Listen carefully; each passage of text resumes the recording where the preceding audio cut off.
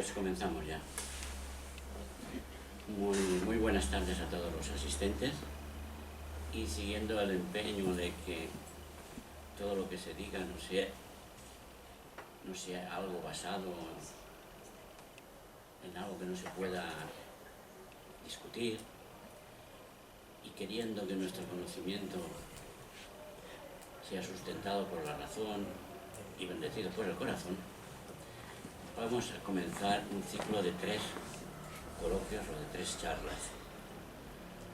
En el día de hoy, que es la primera parte, es un poco largo, y mira, paciencia, no podría ser más corto. A fin de cuentas, lo único que vamos a hacer es presentar el tema. Me dirás, tantas cosas para tan poco, pues es necesario. Y comencemos con ello. El tema que nos va a ocupar es el tiempo y el espacio. Primera parte. Así que buenas tardes a todos. Vamos a ir pasando diapositivas. La realidad última, aquello, el absoluto, eso que tiene tantos y tantos nombres y que nadie puede definir, esa realidad última, base de este universo en el que vivimos, existe en 2 estados. En esta diapositiva está puesto a la parte superior derecha lo siempre manifestado, y en la parte inferior izquierda nuestro sistema solar o nuestro universo, lo que conocemos de él. Pues esta realidad última, base de este universo en el que vivimos, existe en 2 estados: el manifestado y el inmanifestado.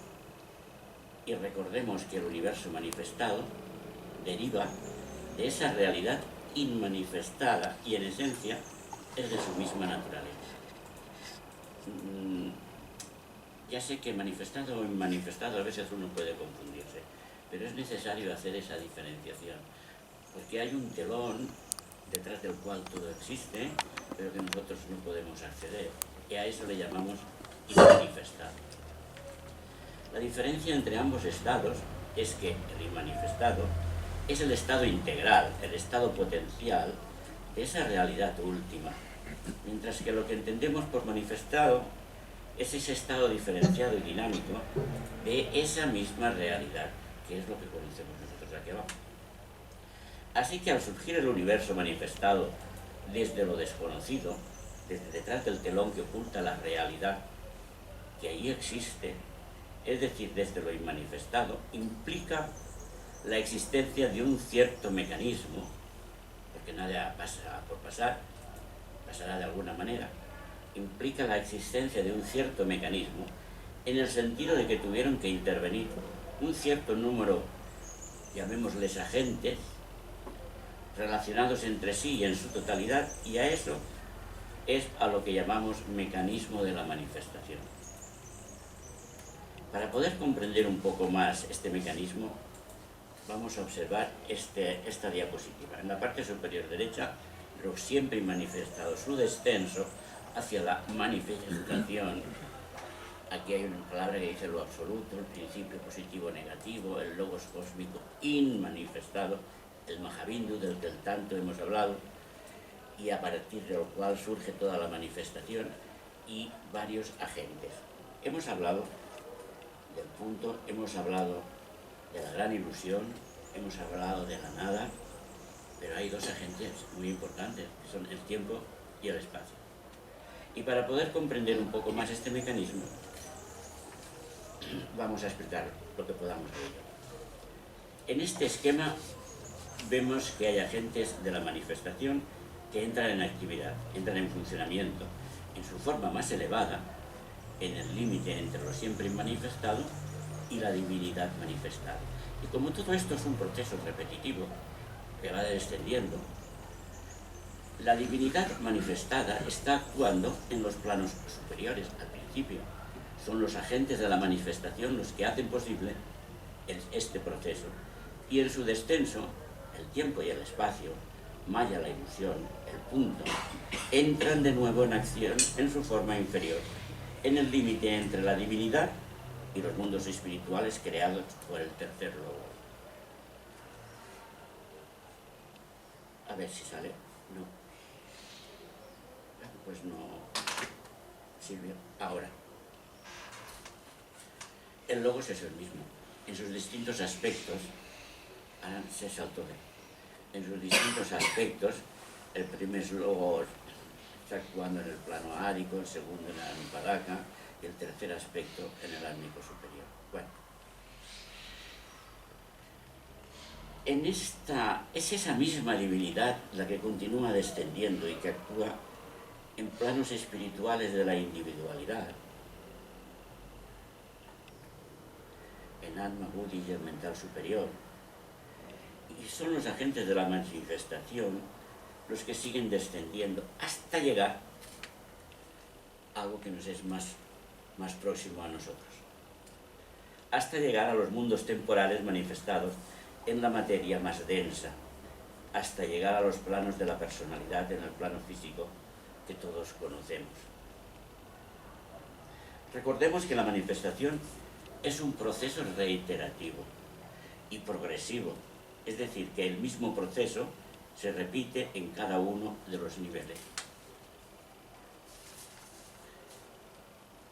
Esta repetición o reflexión en niveles inferiores conserva el carácter esencial del proceso, pero debido a la naturaleza y densidad del medio en que se expresa, cambia en muchos de sus aspectos. Hasta ahora hemos visto tres de estos agentes involucrados en esta manifestación. Hemos visto Maya, la gran ilusión, hemos visto nada como una vibración superintegrada y hemos hablado muchísimo del punto sin dimensiones. Y ahora nos vamos a ocupar de dos nuevos agentes que van como cogidos de la mano y vamos a intentar comprender al tiempo y al espacio.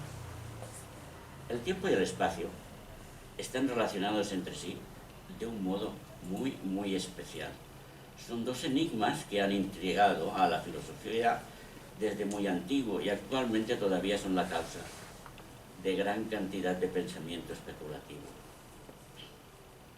Son varios los puntos de vista que vamos a considerar. Lo vamos a considerar bajo el punto de vista de la filosofía, bajo el punto de vista de la ciencia y bajo el punto de vista del ocultismo. Estos dos nuevos agentes. Son varios los puntos de vista que hemos de considerar con relación al tiempo y al espacio, así que será necesario abordar el tema desde varias perspectivas para obtener una idea clara sobre ello. Y veamos lo que nos dice, en primer lugar, la filosofía Vedanta Advaita no dualista sobre el tiempo y el espacio. Nos dice que el tiempo es un flujo continuo de momentos o instantes que siguen una dirección en forma lineal desde el pasado hasta el futuro. El presente es ese momento preciso en el tiempo cuando el pasado acaba y el futuro comienza. Imaginemos que introducimos la mano en la corriente de un río que fluye en una dirección. El agua que nos va a tocar la palma proviene del pasado y en el momento de tocarla es el presente y pronto se convierte en el futuro. Si nuestro punto de vista es estático, jamás tocaremos la misma agua, jamás, pues el pasado se hace presente y el presente se hace futuro.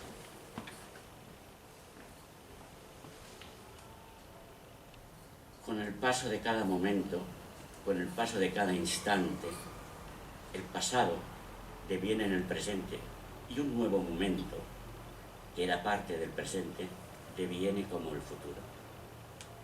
Eso es lo que estamos acostumbrados a entender. Si dividimos el tiempo en sus fracciones, instantes o momentos más pequeños, la duración de cada uno será infinitesimal. Tales fracciones infinitesimales pasan tan rápidamente que el instante mismo en el que cada uno aparece, pues también desaparece. Un momento que consideramos que es el momento futuro inmediato, en un instante deviene en el momento pasado, inmediato al siguiente. Sin embargo, hablar de un momento o de un instante del tiempo es potencialmente engañoso. debido a que el tiempo es efectivamente un flujo continuo que no consiste en unidades enteramente distintas o claramente definibles a las que llamamos momentos. Porque un momento, ¿qué es un momento? ¿Cuánto dura un momento? Un momento es solo una fracción de tiempo conceptual, un concepto. Una fracción cuya duración es arbitraria.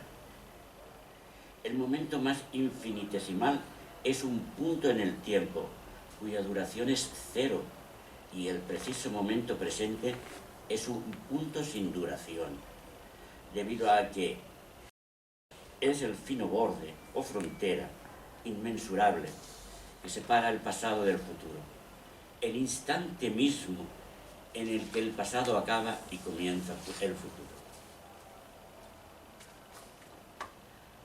Todo lo que existe entre el pasado y el futuro, ¿qué es? El presente.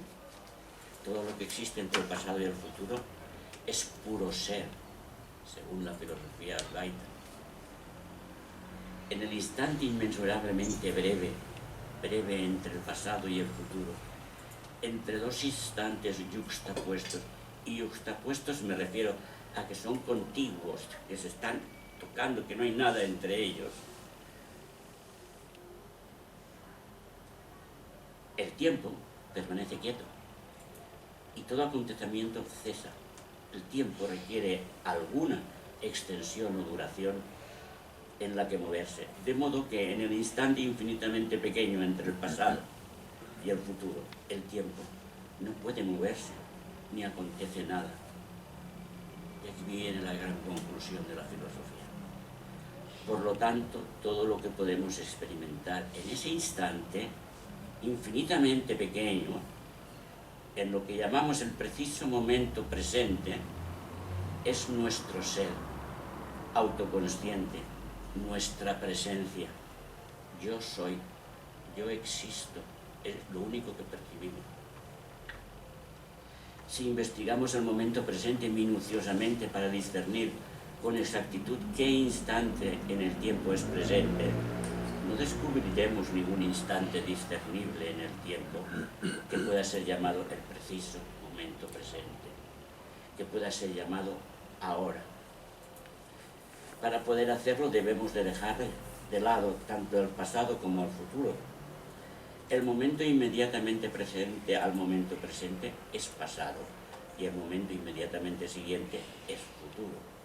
Si tratamos de discernir qué existe entre los momentos inmediatos, sutiles y pequeños, pasados y futuros, todo lo que encontramos es nuestro ser, sin movimiento y sin cambio. Encontraremos la autoconciencia siempre presente, yo soy, que es atemporal. Por lo tanto, el preciso momento al que llamamos presente es un momento atemporal, un momento que existe más allá de la dimensión del tiempo. Así que la experiencia de que el momento presente es un punto en el tiempo es una ilusión, lo mismo que el lugar presente es un punto en el espacio, también es una ilusión.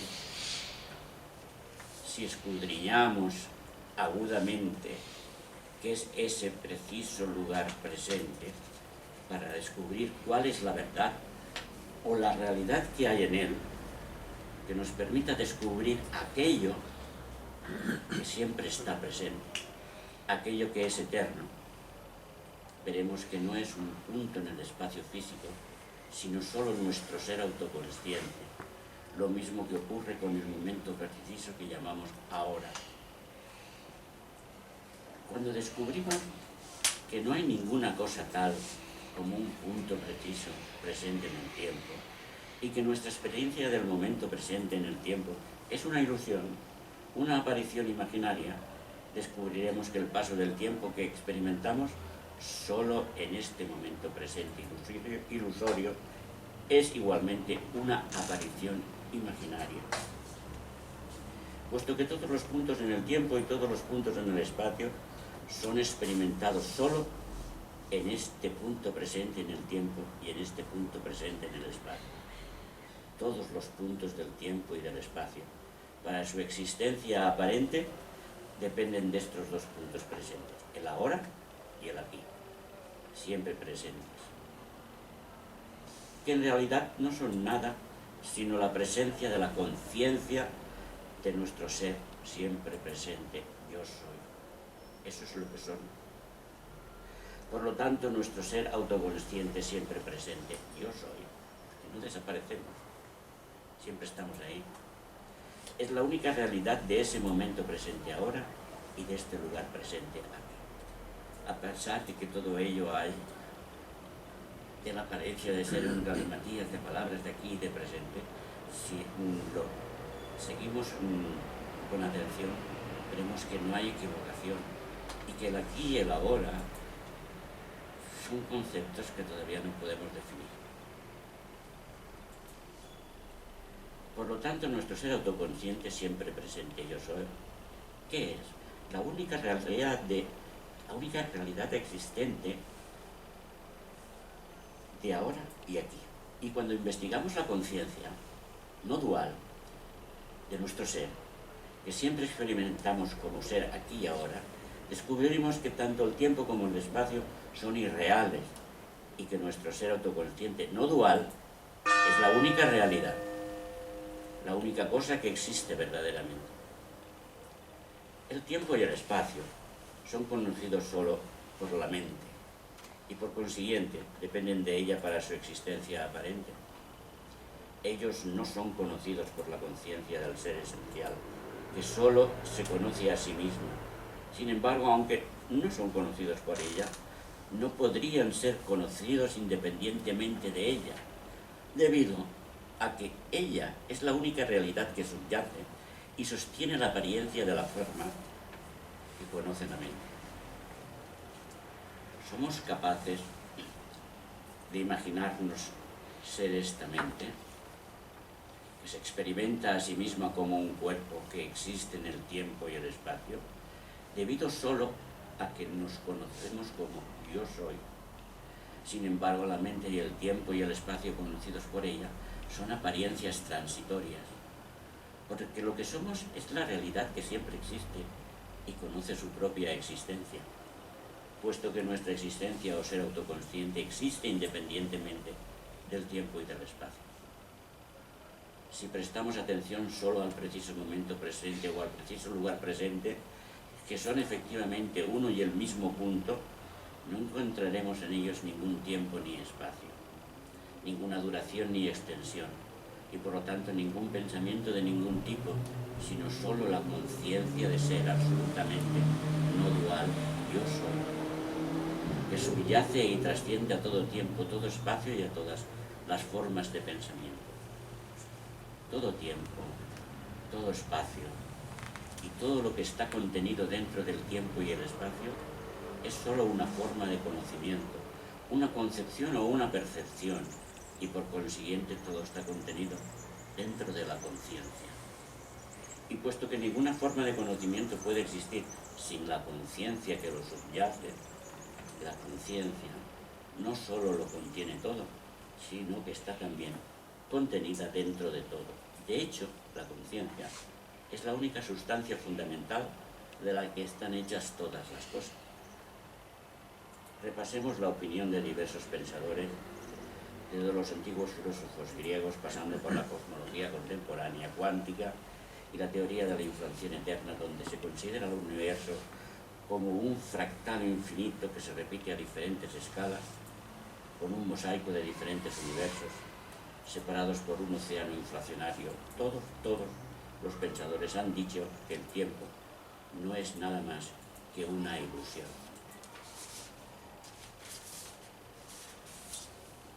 La percepción del paso del tiempo desde un momento presente a otro momento presente es un artificio de nuestra psicología, de modo que cualquier cosa real o verdadera lo es de manera eterna y atemporal.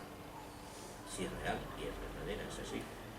La creencia de que la realidad se encuentra en el reino eterno de la verdad y no en el flujo de los acontecimientos que nuestras percepciones nos muestran, puede ser sustentada por argumentos científicos, pero también refleja un prejuicio metafísico. los intentos contemporáneos de extender la teoría cuántica a lo cosmológico para abarcar el universo entero y no solo un subsistema de este, a menudo son expresados en ecuaciones que sugieren que el tiempo emerge de una realidad atemporal. El tiempo y el espacio son conceptos tan básicos que se resisten a ser definidos. Como la conocida cita de San Agustín, que a la pregunta de ¿qué es el tiempo? Contesta: si nadie me lo pregunta, lo sé. Si me lo preguntan, no lo sé. Su naturaleza última está fuera del alcance de la ciencia y sin embargo sobre ello se basa toda nuestra ciencia. Fueron esenciales para el desarrollo de la mecánica newtoniana. Un tiempo y un espacio que dependen del observador y que se ven deformados por la materia. Es el núcleo de la revolución traída por la teoría de la relatividad general que junto con la teoría cuántica de campos plantea un espinoso enigma a la ciencia actual, al no haber encontrado ninguna teoría que las unifique. El proceso de unificación iniciado con las leyes de Maxwell no ha podido aún concluir con éxito. No ha podido incluir con éxito a la fuerza de la gravedad junto con las otras fuerzas. Y parece claro que la ciencia necesita ayuda de la filosofía para poder responder a las viejas preguntas. ¿Cuál es la naturaleza del espacio y el tiempo? ¿Son continuos o discretos? ¿Son independientes de la conciencia? ¿Tienen sentido el espacio vacío o el tiempo sin cambio? ¿Cómo interactúan con la materia? Y recordemos brevemente la historia del pensamiento humano en Occidente. Revisar sus conclusiones nos puede proporcionar un buen punto de partida. En la antigua Grecia, Heráclito, estamos hablando del siglo VI a.C., defendía que todo a nuestro alrededor se encontraba en un estado de constante fluir, que el cambio era lo único que permanecía. Uno de sus aforismos más recurrentes es el que dice: ningún hombre puede cruzar el mismo río dos veces, porque ni el hombre ni el agua serán los mismos. En contraposición, Parménides consideraba que el cambio era una ilusión, ya que era lógicamente imposible. Zenón, discípulo de Parménides, formuló las paradojas que le hicieron célebres. En ellas trataba de demostrar que el movimiento era imposible porque se componía de la suma de infinitas partes. Es decir, afirmó que Aquiles no podrá nunca alcanzar a la tortuga a la que dio ventaja en una carrera, porque cuando llega al punto en el que se encontraba el reptil, un instante atrás, este siempre habrá avanzado a algo más. Aunque hoy en día estas paradojas nos parecen muy ingenuas, podemos sacar en claro que Parménides y Zenón asumían que el espacio y el tiempo eran continuos. Platón propuso tres tipos diferentes de existencia: lo que es, haciendo referencia a la materia; en lo que se es, haciendo referencia al espacio; y por lo que se es, haciendo referencia al modelo, a la forma. Así que para él el espacio existía, pero no de la misma manera que la materia. Aristóteles afirmó que la existencia del espacio la hace obvia el hecho de que las cosas pueden reemplazarse. Incluso propuso una definición: el espacio ocupado por un objeto es la frontera estática más pequeña que lo contiene. Sin embargo, el tiempo no tiene existencia real, ya que el pasado ya no existe y el futuro no existe todavía. Pese a ello, le dio una definición: el tiempo es el número del cambio con respecto al antes y al después. Esto implica que solo existe en la mente, ya que el tiempo es un tipo de número que solo el alma puede contar. Los teólogos medievales sostenían que Dios no existe en el tiempo, sino en la eternidad, entendida como la existencia sin tiempo, más que no como un tiempo sin principio ni final. Para San Agustín, para Boecio, la eternidad es la posesión completa y perfecta de vida ilimitada en un único instante. En el siglo XVIII, Kant, filósofo, interpretaba el espacio y el tiempo como nociones a priori que no son abstraídas por la experiencia, sino que son el marco que hace que esta experiencia sea posible. Y Newton creó definiciones precisas de los conceptos de movimiento, espacio y tiempo, y sostenía que el tiempo fluye perfectamente uniforme, imperturbable. Defendió la idea de que el espacio es absoluto, casi como un contenedor transparente que se extiende hasta el infinito. Defendió la idea de que solo podían observarse movimientos relativos y afirmó que los movimientos absolutos podían deducirse a partir de ellos.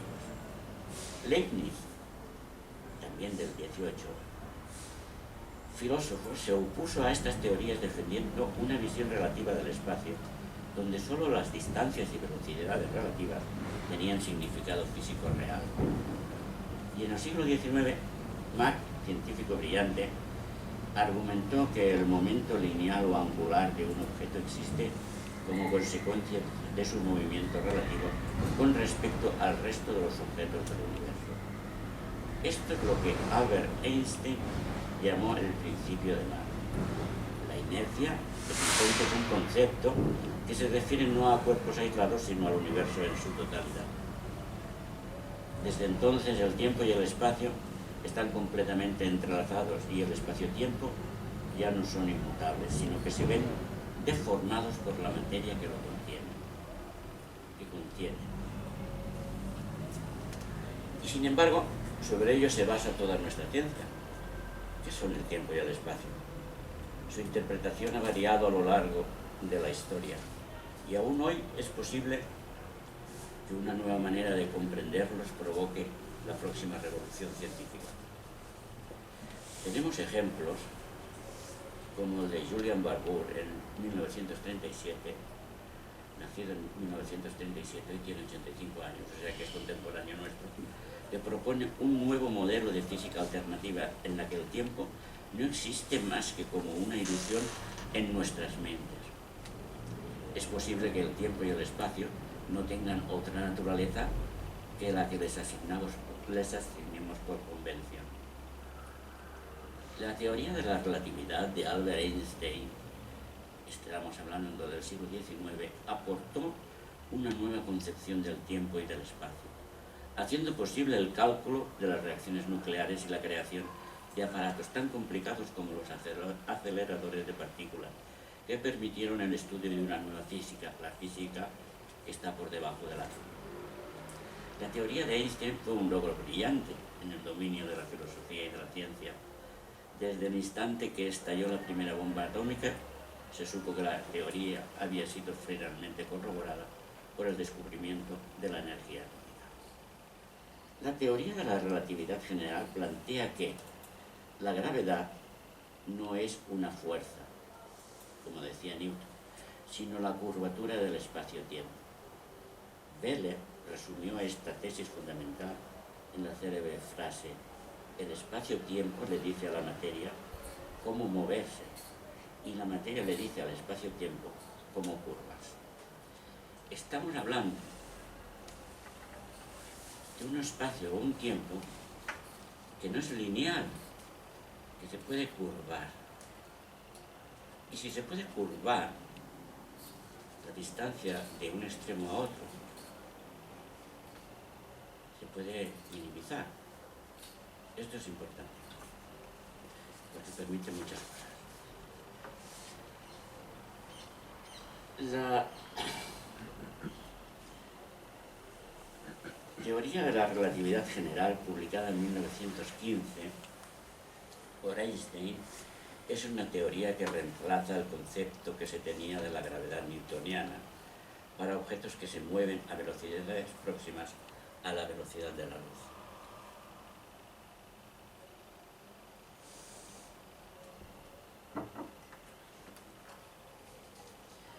La fórmula célebre, la famosa fórmula es que la energía es igual a la masa por la velocidad de la luz en el vacío. La velocidad de la luz en el vacío en nuestro universo son 300.000 kilómetros por segundo. una barbaridad que ni siquiera la imaginamos. La forma planteada por Einstein dice que una pequeña cantidad de masa puede transformarse en una inmensa cantidad de energía.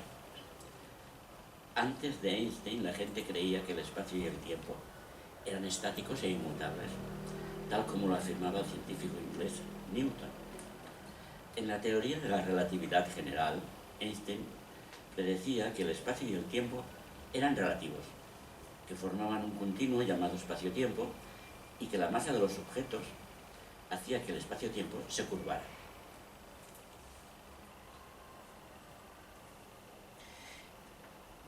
Imaginemos que dos viajeras de un mismo tren acordaron encontrarse cada hora en el mismo sitio de un vagón del rápido Barcelona-Sevilla y escribir cartas a sus maridos. Estos no estarán de acuerdo con que sus esposas se encontrasen en un mismo sitio del espacio, pues las cartas que reciben están mataselladas desde distintas ciudades a lo largo del recorrido, distantes entre sí centenares de kilómetros. Desde el punto de vista de las viajeras, todo transcurre en un mismo sitio. Desde el punto de vista de sus maridos, estaban en lugares distintos.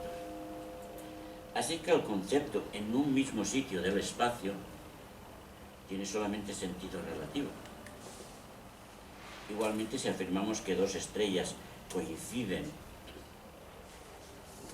en la bóveda celeste, solo tiene sentido porque se señala que la observación se efectúa desde la Tierra.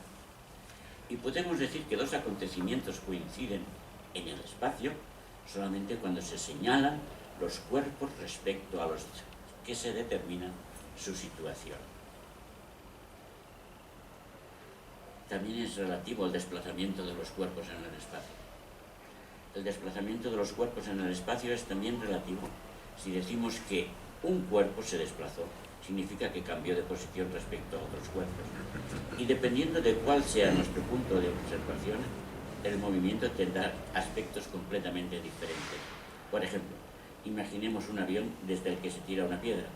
Esta cae en línea recta respecto al avión, pero respecto a la Tierra describe una curva denominada parábola. La forma geométrica de la curva por la que se desplaza un cuerpo tiene un carácter tan relativo como la fotografía de un edificio. Si fotografiamos una casa por delante y por detrás, obtendremos fotos diferentes. Al observar el movimiento de un cuerpo desde distintos puntos del espacio, obtendremos diferentes curvas de movimiento. La velocidad a que se mueven los cuerpos en el espacio parece ser un concepto también relativo, pues al determinar la velocidad de un mismo cuerpo respecto a otros que también están en movimiento, da resultados diferentes. Pero al mismo tiempo cualquier cambio de velocidad, sea aceleración, desaceleración o cambio de dirección, tiene sentido absoluto y no depende desde donde observemos el movimiento. Existe un movimiento que a primera vista contradice el principio de relatividad. Es el movimiento de la propagación de la luz. Esta se propaga a 300.000 kilómetros por segundo y es difícil imaginar esa velocidad, pues en nuestra vida cotidiana no estamos acostumbrados. Un cohete cósmico va a unos 12 kilómetros por segundo y la Tierra, en su movimiento de traslación alrededor del Sol, va a 30 kilómetros segundo. La velocidad de la luz en el vacío es una constante y a la vez un límite. Ningún cuerpo puede desplazarse a más velocidad que la luz. Las imágenes del mundo que nos rodean las percibimos a través de los ojos. Estas imágenes nos llegan transportadas por la luz a 300.000 kilómetros por segundo. Esta es la razón por la que percibimos todo a la vez. Pero el tiempo es relativo también. En cuanto al tiempo ocurre lo mismo que con el espacio. Creemos que dos acontecimientos son simultáneos y ello depende desde donde hagamos la observación, pues la velocidad de los objetos juega un papel importante. Imaginemos que realizamos un viaje interestelar y supongamos que la distancia en el cielo entre la Tierra y una estrella es tal que la luz tarda 40 años en recorrerla. Por lo que sabemos, en nuestro universo no se puede superar la velocidad de la luz. Así que tardaremos esos 40 años en llegar a esa estrella.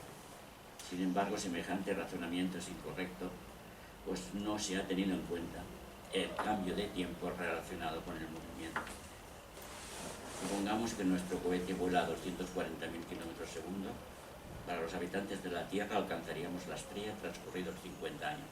Esto viene determinado por unos cálculos que no vamos a repetir aquí, pero son correctos. Pero para nosotros que volábamos en el cohete, el tiempo se reducirá a la velocidad de vuelo, en una proporción aproximada de 10 a 6, puesto que nuestra velocidad nos acerca más deprisa a la estrella a la que nos dirigimos. Por consiguiente, alcanzaremos la estrella no dentro de 50 años, sino dentro de 30. Aumentando la velocidad del cohete y aproximándola a la de la luz, se puede reducir en teoría en cuanto siquiera el tiempo necesario para que los viajeros alcancen la lejana estrella. Y teóricamente se podrá alcanzar la estrella y regresar de nuevo a la Tierra, si se quiere, en 1 minuto. Pero en la Tierra, sin embargo, habrán transcurrido, de todas maneras, 80 años. Bueno. Los objetos se reducen con la velocidad del movimiento. A pesar de... Esto es un poco... Ya sé que es difícil de seguir, arduo y aburrido, pero es necesario hacerlo. A pesar de la relatividad del espacio, estamos acostumbrados a atribuir a las dimensiones de los cuerpos carácter absoluto. Es decir, que estas dimensiones es como si fueran propiedades de los cuerpos y no dependieran desde donde se hiciera la observación. Sin embargo, la teoría de la relatividad nos obliga a despedirnos de esta idea y a aceptar que los objetos se reducen con la velocidad del movimiento. Si suponemos que existiera un tren, supongamos que este tren fuera el de Einstein y que este tren fuera a una velocidad enorme, a lo largo de una estación, del andén de una estación, tiene es enorme esta cinta, pero quiero decir con ello que se puede, los objetos, depende de donde se hagan en la observación, puede dar un resultado o puede dar otro. Y los pasajeros de dentro del tren dirán, han transcurrido 6 segundos en cruzar el andén, y los de fuera dirán, no, son 10. Y los dos tienen razón porque depende desde donde se haga el punto de observación. Aunque haya sido de una manera superficial, vemos que el espacio y el tiempo no son conceptos absolutos. En un mismo lugar, el antes y el después. La simultaneidad, todo es relativo. Quedémonos con esta idea de relatividad. Para los científicos materialistas, la cuestión del tiempo y el espacio ha sido ya satisfecha de una vez por todas con la teoría de la relatividad. Y se supone que si se ha empleado la deducción matemática para probar algo, pues ya no queda nada más que decir acerca de ella. Sin embargo, se olvida que la mayoría de las deducciones están basadas en suposiciones no comprobadas, cualquiera de las cuales puede ser errónea o parcialmente correcta y viciar así la conclusión final. Frecuentemente, la ciencia pierde de vista el hecho de que una deducción matemática puede ser correcta solamente si se toman en consideración todos los factores involucrados en el problema. Y cuando tomamos en consideración la naturaleza del tiempo y el espacio, siguiendo el método de Einstein, vemos que se basó su teoría en hechos del mundo físico y que no tuvo en cuenta la existencia de otros mundos más sutiles, donde sus conclusiones no tienen validez. La teoría de la relatividad es un logro muy importante en el dominio de las matemáticas, pero por el hecho de estar basada solo en hechos físicos, solo es válida para fenómenos puramente físicos. Y todo esto ocurre en el plano físico. Y por descontado nos preguntan, ¿y qué ocurre en los planos más sutiles de la materia. Si dejamos atrás nuestro mundo de relatividad y penetramos en el mundo de lo absoluto, que es simultánea y eternamente toda la relatividad, ya no contemplamos un universo cuya historia se envuelve en el tiempo, lo vamos a percibir toda en el presente, en el eterno ahora. Entonces experimentamos una historia siempre presente. Aquello que en el lenguaje de la ilusión es todo lo que fue, es y será. Todo el universo pasado, presente y futuro. Todo principio y todo fin. Todos los ciclos de tiempo y evolución. Lo absoluto, que es, siempre fue y nunca dejará de ser, aunque nunca y siempre son solo palabras de nuestro lenguaje de ilusión. La realidad, en mayúscula, aquello, siempre presente, es el misterio que experimentamos en el mundo de lo real. Y ante esa experiencia, toda pregunta enmudece. Mira, aquí tenemos algún ejemplo que quizás sirva para transmitir la idea. Tal vez un símil nos ayude a comprender algo que necesariamente está más allá del intelecto. Si imaginamos un ser que viviera en un mundo de 2 dimensiones, por ejemplo en la superficie de un líquido, todo objeto pasará por la superficie del líquido, todo objeto que pasara por la superficie del líquido presentaría ante el ser bidimensional una sección transversal siempre cambiante de su verdadero ser. Esta superficie cambiante sería la única experiencia que el ser bidimensional tendría de la realidad tridimensional. Si pasáramos un cono, como se intenta exponer aquí, por la superficie bidimensional, el supuesto ser podría ver primero el punto de contacto del extremo del cono y después un círculo cada vez más extenso.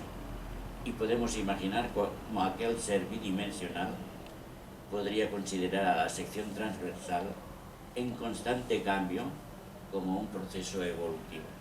Sin embargo, lo que al ser bidimensional le parece cambio o evolución sería una realidad siempre presente para un ser tridimensional, y el cono sería para este ser una cosa completa.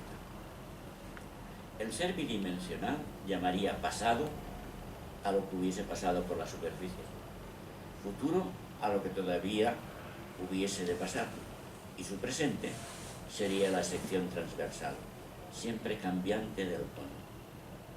Para el observador tridimensional, todo el cono sería el presente. Todo esto ocurre al aumentar una dimensión en el espacio-tiempo. Así que el problema de las dimensiones puede cambiarnos por completo el panorama. Las ideas que hoy han sido expuestas no nos aclaran el problema de la naturaleza del tiempo y del espacio en general, sino tan solo tal y como aparecen ambos ante la mente humana, que actúa bajo las limitaciones del cerebro físico.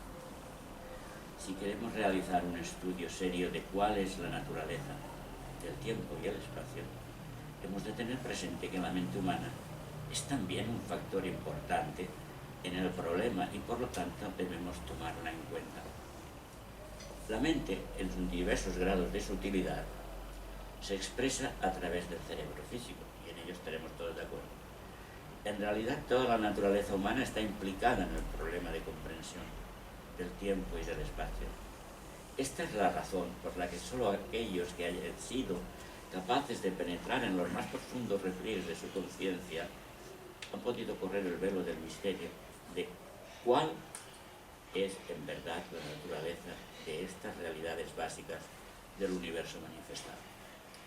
Es como si para emitir la opinión de lo que es un limón nos limitáramos solamente a estudiar las cualidades de la corteza, que es lo que actualmente hace la ciencia, que se limita solo al plano físico, o penetráramos en el interior de ese limón y una vez pelado lo comiéramos, que es lo que hace el ocultismo, que estudia el problema en todos los planos del universo manifestado. Para nosotros, aquí y ahora, dadas nuestras limitaciones, nos es imposible expresar en fórmulas matemáticas las ideas que el ocultismo nos transmite. Pero no por ello podemos eludir el hecho de una concepción total del universo que incluya sus aspectos más sutiles, por más extraña que pueda parecernos en este plano físico denso donde nos movemos. Las opiniones, los puntos de vista de la ciencia están basados en las matemáticas. Las certezas, las opiniones, los puntos de vista del ocultismo están basados en la experiencia directa de aquellos que han sido capaces de penetrar en las capas más profundas de su conciencia, tomando en cuenta todos los factores. Y es por eso que esta es la razón por la que sus conclusiones, las de los ocultistas, pueden ser consideradas de una validez general, puesto que la ciencia se ha quedado solo en la corteza del universo. Se ha quedado en el plano físico denso, sin tener en cuenta los diversos grados de sutilidad del universo manifestado, tal y como lo entendemos nosotros. No despreciemos lo que de bueno nos pueda aportar Albert Einstein o cualquier otro científico. Ahora bien, mantengámonos la mente abierta y consideremos el problema de la naturaleza del tiempo y del espacio bajo el punto de vista del ocultismo. No nos es posible tratar el tema en su amplitud, dadas las limitaciones a las que estamos sujetos. Todo cuanto podemos hacer es seleccionar algunas ideas y estimular nuestro pensamiento en la dirección correcta. De este modo, tal vez alcancemos alguna iluminación interior. Tal vez alcancemos a ver el sol del mediodía en la cima de la montaña. Ahora solo vemos las luces del atardecer en el valle. Es el único modo de extraer de nuestra propia mente una concepción coherente y significativa de la realidad que queremos comprender. Según la sabiduría antigua, el tiempo y el espacio son una ilusión, creada por la mente. A primera vista, esta afirmación es un tanto extraña, y no obstante es un hecho verificado por todo ocultista avanzado en el sendero de su autorrealización. Si damos un paso más allá, veremos que solo mediante esta concepción de la ilusoriedad del tiempo y del espacio podemos dar explicación hasta cierto punto a doctrinas tales como la de la vida eterna y la de la liberación. Bueno, un poquito de agua.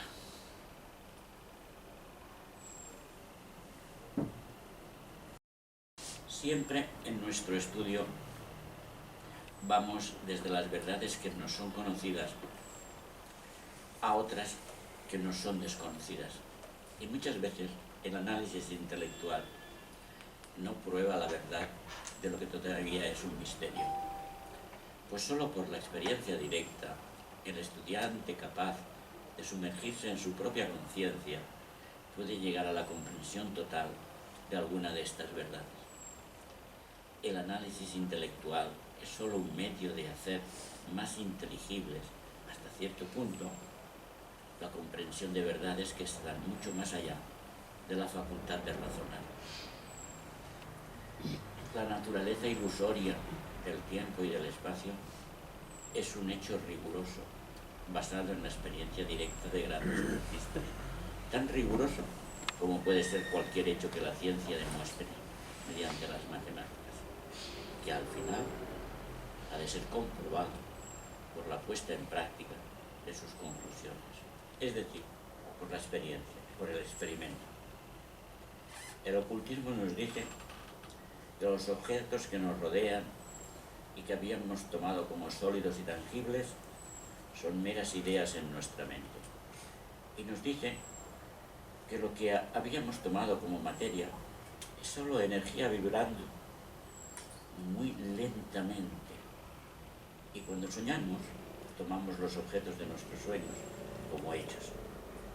Al despertar advertimos que estos objetos son meros sueños y al volver a nuestra realidad cotidiana damos más importancia a los hechos que nos ocurren en el estado de vigilia que a los que hemos soñado.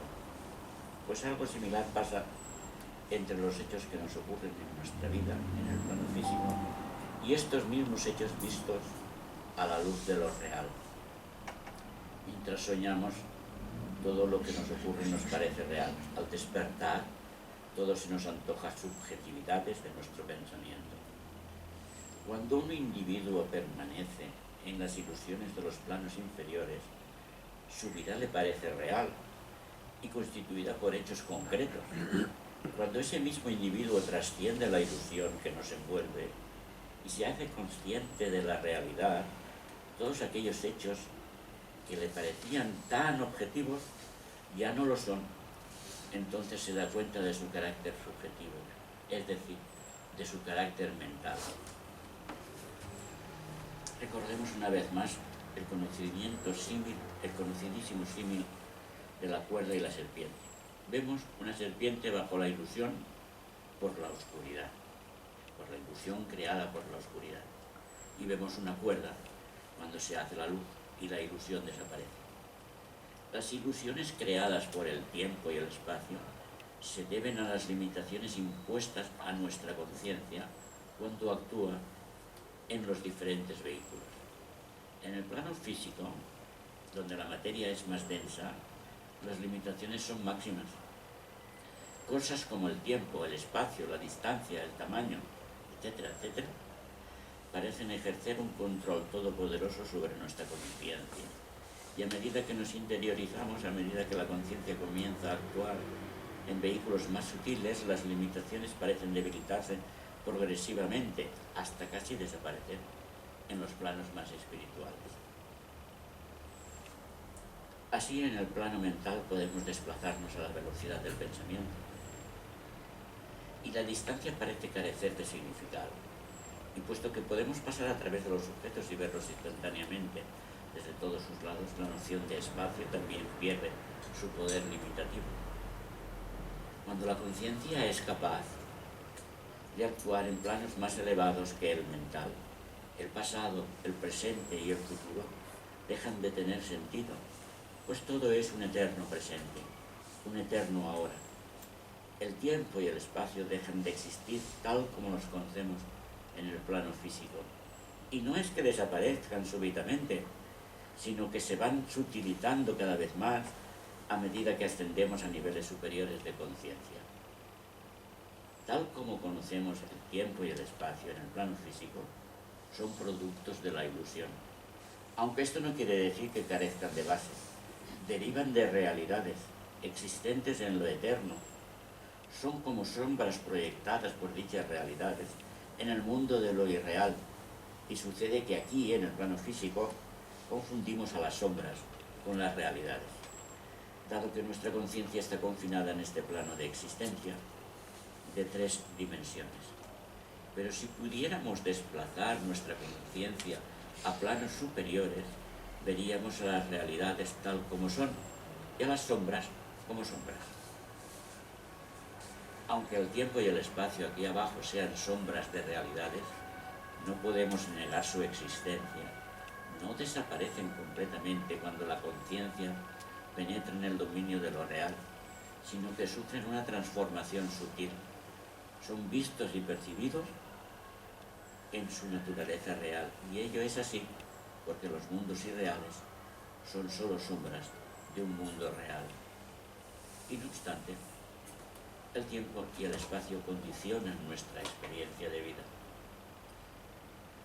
Y la pregunta, ¿qué son estos dos agentes de la manifestación?, golpea nuestras mentes sin encontrar la respuesta adecuada que nos permita conocer la realidad que les da existencia. Y todos percibimos el tiempo y el espacio, pues según como nos encontremos y según sea nuestro estado de ánimo. Y puede haber pasado una hora de un reloj, que es una cosa concreta, y le preguntas a una persona, ¿qué tal? ¿Ha pasado mucho tiempo? Y te dirá, no, 2 segundos solo. Y la otra te dirá, uy, hace horas que... Oh, es pesadísimo todo esto. Y no obstante, ha pasado solamente una hora. La percepción es muy sutil. Es un mismo agente de la manifestación del tiempo. Aquí, en este mundo de ilusión, cada uno va a tener una percepción distinta. Pero la realidad, que aquí llamamos tiempo y espacio, ha de ser otra. Y cuando nos dicen que el universo es una proyección mental, esto nos va a chocar mucho, al menos el primer día. Bueno, pues esto es un preámbulo de lo que vendrán en las 2 charlas siguientes. Y hemos estado casi una hora hablando. Ha sido muy pesado, pero nos ha situado en el punto concreto donde queremos estar. De lo conocido, y ahora vamos a lo desconocido en otra charla. Por hoy nada más. Y gracias por compartir vuestro tiempo conmigo. Si algo os ha llamado la atención, profundizar. Porque el que tiene que hacer el trabajo es cada uno de nosotros. Y si por el contrario os ha causado extrañeza y rechazo todo lo que yo os he dicho, pues no me hagáis caso. Ya vendrán otras historias. Gracias por todo.